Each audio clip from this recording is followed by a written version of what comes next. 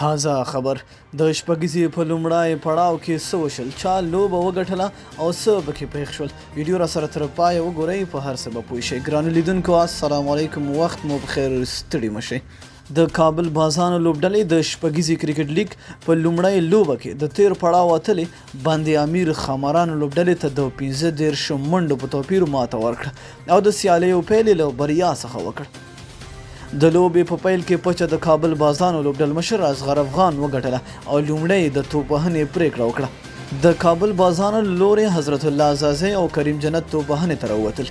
دواړو تیزه توپوهنه پیل کړه، خو کریم جنت په اتو توپونو 20 منډې کړې وې چې د فرید احمد په توپ وسوځېد. له هغې وروسته اصغر افغان میدان ته راووته چې اصغر افغان په زړه پورې 92 منډې ترلاسه کړې او خپله ویکټه یې هم له لاسه ورکړه. همداراز سمیع الله شینواري په 1 منډو ناسوځېدلی پاتې شو.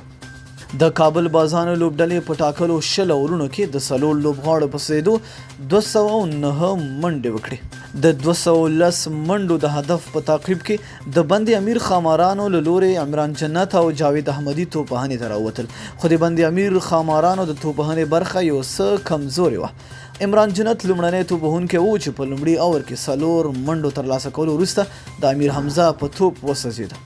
بل پلو افسر زازی او حیات الله د ډیرو منډو هڅه وکړه، خو افسر زازی ونه شو کولی چې د هغه سره ملګرتیا ته دوام ورکړي او د 14 منډو ترلاسه کولو سره یې د سمیع الله شینواري په توپ هم هغه ته کیچ ورکړ. د بند امیر خامارانو لوبډل مشر راشد خان هم یوازې 15 منډې وکړې او د وقار سلام خیل ښکار شو.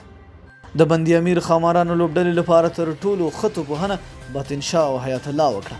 باطن شاه په 43 او حیات الله په 41 منډو ناسوځېدلی پاتې شو. د بند امیر خامارانو لوبډلې په ټاکلو 20 اورونو کې د 6 لوبغاړو په سوځېدو 104 منډې وکړې او په 15 منډو یې لوبه وبایلله. د لوبې د غوره لوبغاړي جایزه هم اصغر افغان ترلاسه کړه چې د خپلې لوبډلې په ګټه 92 منډو په زړه پورې توپوهنه ترسره کړې وه.